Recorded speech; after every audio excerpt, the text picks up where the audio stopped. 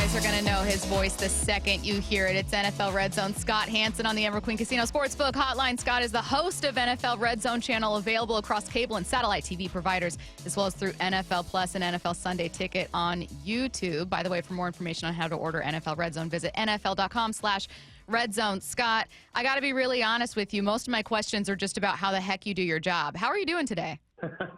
I'm doing great, Stacy. Michael, great to be with you. Happy football season, one and all. God, honestly, hearing your voice is already making me so excited for week one. We do have some football questions. I will say that, but I just got to start with how does your day actually start? Is it like 4 cups of coffee? Like, what's going on behind the scenes there? Believe it or not, as enthusiastic as hopefully I appear on camera on Sundays, that is non-caffeinated, most of it. Wow. I do not drink coffee. All I need is a shower in the morning to get me fired up. On an NFL Sunday, I'm jumping out of bed. We're in Pacific time like you guys. So I wake up around 4 a.m. on a Sunday. I like to be in the studio a little after 5 a.m., have the same breakfast every single Sunday morning that I've had for the last probably 12, 15 years, and get focused on the touchdowns. We kick it off at 10 a.m. Pacific and rocking and rolling. And it's a thrill. It's fun. But no, all I need is a shower in the morning, a suit on my back, and football on the screen, and I'm ready to go. Scott, what's your I guess communication like with producers and the research people? Because you are the star of the show, but I'm pretty sure you have some good support over there. Oh yeah. Our crew, led by Alan Flowers and Andy Gregg and Brian Nettles and Dustin Stern and Todd Mossberg, our crew is the best in sports television for my money. I get a lot of the credit, because I'm the face man and whatnot, but our crew works tirelessly to make what is a very difficult show to put together look very, very scripted, even though it's not, right? We have a staff of about 30 people, give or take, doing various jobs that all need to be in conjunction with each other. And there's no rundown, to use the broadcast term. There's no teleprompter. There's no script. It's here are the games. Blend them together in a way that will be fun, entertaining, and informative to the football audience. And this is season 17. They do a great job at it. And I try and lend my abilities to be as good as I can be at it. I don't think I've ever seen you lost for words, but there are certainly things that happen during the course of the season, sometimes early in the season in week one, that are really shocking. So for us watching at home, if we're watching Red Zone, maybe we're tuned into that specific game. Sometimes you're like, I'm not sure what happened there. Or like, wow, that's really surprising. What do you do if in a moment you go, okay, I have no idea what just happened here? Do you just talk through it genuinely? Do you find leaning into authenticity can sometimes help? What do you do? Yeah, 100%.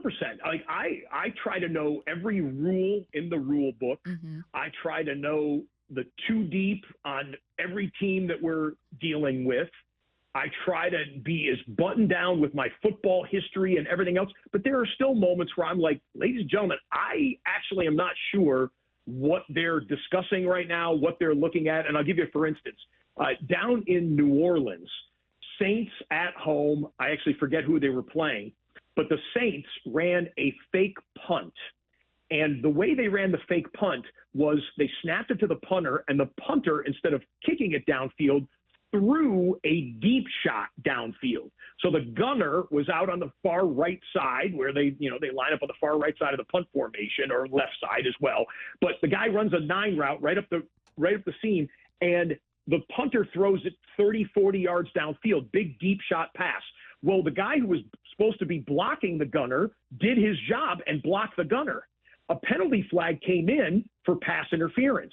But did you know you can't have pass interference on a fake punt? That's actually in the rule book. I didn't know it at the time. Wow. And so I said, how are they going to pick up a flag for pass interference here? The guy tackled him before the football came in. And I found out after the fact. And so, there are moments where I have to confess, hey, guys, we're trying to figure it out just like you are. Hopefully our base level knowledge is good enough that if I'm confused, probably the whole audience is confused as well, and we can go on this little mini journey together to determine what was the correct call in any given instance.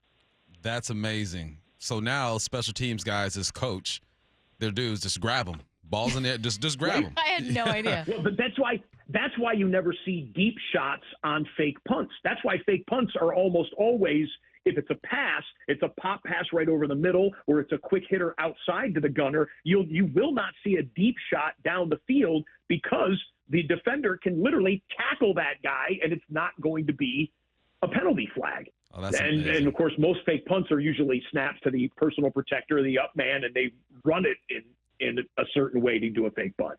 But yeah, I want to be real with the audience. I know quite a bit. I do not know everything, and I'll be the first to admit it when I don't. And let's find out together and have some enjoyment with it. I think people appreciate someone being, sincere and authentic in that way. Yeah, for sure. I cover NFL and college on a way smaller scale than you. But when I travel here regionally, sit down and have a beer before my flight, people want to strike up conversations. And the conversation in Seattle is typically what's Sam Darnold going to do? How's his defense going to look? When you travel and people hear that voice, I'm sure they hear your voice and they turn around and look at you and they ask you a question for the 2025 season. What's the most common question you've gotten so far? Oh, that's a good one. Yeah, I'll be in a deli or something like that ordering, can I get a turkey on wheat, no onion, no tomato? And then the guy next to me is like, wait a minute, I know that voice. 'Cause, he's like, say 7 hours? People. Yeah, oh yeah, I've been asked to do the catchphrase in the grocery store parking lot before. And I spent hours in people's living rooms on Sunday, mostly my voice. I don't appear on camera all that often. So probably the number one question is, what's your biggest storyline? Who do you like and what's your biggest storyline? And I think for the storylines this year, mine is a little different than most people. I think a lot of people are like, oh, Aaron Rodgers in Pittsburgh. Is this the first and last dance for both Aaron Rodgers and Mike Tomlin together? Mm-hmm. And that's a big storyline. He's a walking Hall of Famer, all of that stuff. But to me, it's the young guys, the second-year quarterbacks. Which ones take a leap in their second season? Almost always the biggest progression in an NFL player's career is in between his rookie and second year. And with this crop of quarterbacks from last year, the most important position on the field, of course, does Caleb Williams take that leap? Does Drake May, who showed some flashes, take that leap? Bo Nix, J.J. McCarthy is basically a rookie, even though he's a second-year player. And then Jaden Daniels had an all-time rookie season. Does he make the leap in the second year? And Michael Penix taking over full-time as the unquestioned starter in Atlanta. So which of the second-year quarterbacks take that jump will impact the NFL, I think, more than anything this year. It's so cool because so many of those guys, not just from last year's group, but also some guys from this year are in part of that early part that you're looking at. You got Bucks and Falcons kicking off at 10 a.m. Pacific, obviously. And up here in Seattle, we're obviously all rooting for Michael Penix Jr. It's hard not to, even though he's in the NFC. What's kind of your overall outlook on the Seahawks? I know that you have to know so much about all the teams, but I and Bump kind of like just checking in with national folks or people that are just a little bit more removed to say, like, okay, how are you seeing things? So I think this is the 2024 Sam Darnold actually Sam Darnold. If that is him having unlocked himself at the quarterback position, there's something there. I realize DK's not there anymore. JSN, it's time. And a lot of people think he can be a top-line wide receiver. I don't understand why fantasy drafts and people are as down on Cooper Kupp as they are. The two-headed running back situation is one of the better 1-2 punches in the NFL.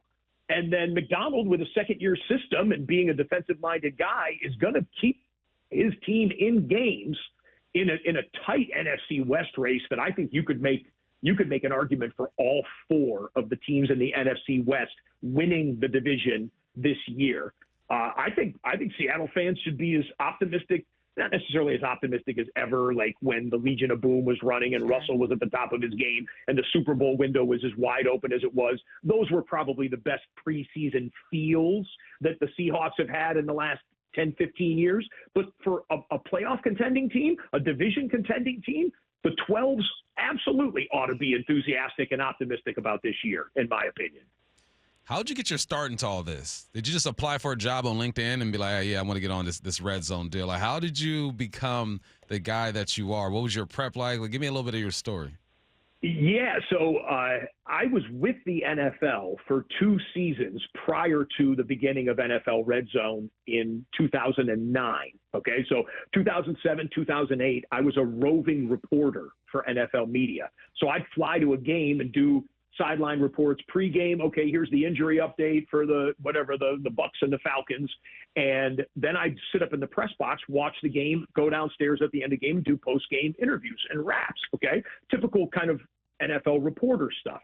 But I'd be the guy in the press box who was watching, let's say, Tom Brady and the Patriots live on the field, but I'd be elbowing the person next to me because I'd have my laptop open and I would say, oh, yeah, I know Tom Brady's doing this against the Jets right now, but Tony Romo just hit Terrell Owens on a 50-yard touchdown pass in Dallas.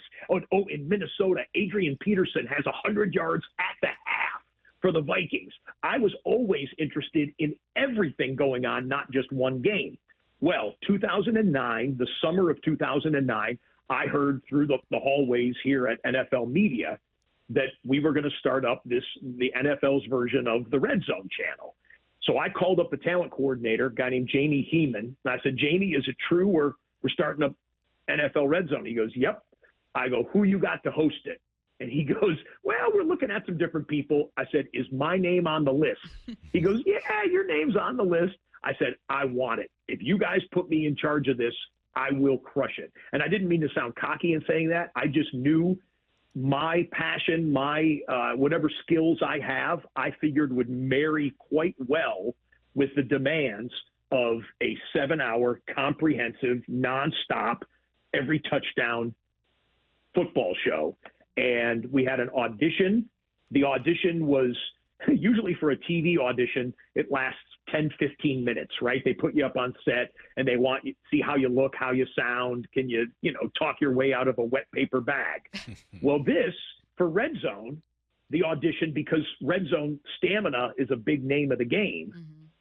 The audition was 5 hours long. Jeez. They basically took a random week of the season prior, queued up 8 random games to the kickoff, hit play simultaneously, and said, talk. And I went after it as best I could. I remember I was sweating so hard. I was flop sweating through my suit. I could feel sweat. And I had no idea whether I had just damaged my career or landed the role that would define my career. But a few weeks later, after the audition, and they auditioned some other people as well, the executive producer called me up and said, Scott, we just want you to know that we want to name you the host of NFL Red Zone. And I was like, oh, man, that's awesome. I said, Eric, so you watched the 5-hour audition, right? And he goes, Scott, I watched the first 15 minutes of it, and I knew you were my guy. And I said, oh, that's very flattering. Thank you, Eric. I appreciate it. But then in my mind, I'm thinking, then why in the did you have me do 5 hours, ruin a perfectly good suit, and think that I was harming my career? But all's well that ends well, and that's how I ended up season 1, week 1, September of 2009, and here in 4 days is season 17, believe it or not. Crazy. Well, it ended up being one of the most iconic parts, I'll say, of fall. It's you and pumpkin spice lattes, I think, are just dominating, dominating the culture right now. If we are in that level, we have arrived. It is the highest of compliments coming from me, Scott. Especially from Stacey. NFL Red Zone, Scott Hanson, one of our absolute favorites. We cannot wait to hear you on our screens on week 1. For more information on how to order NFL Red Zone, visit NFL.com/Red Zone. Thanks, Scott. Thanks, Scott. You got it. Great to be with you guys.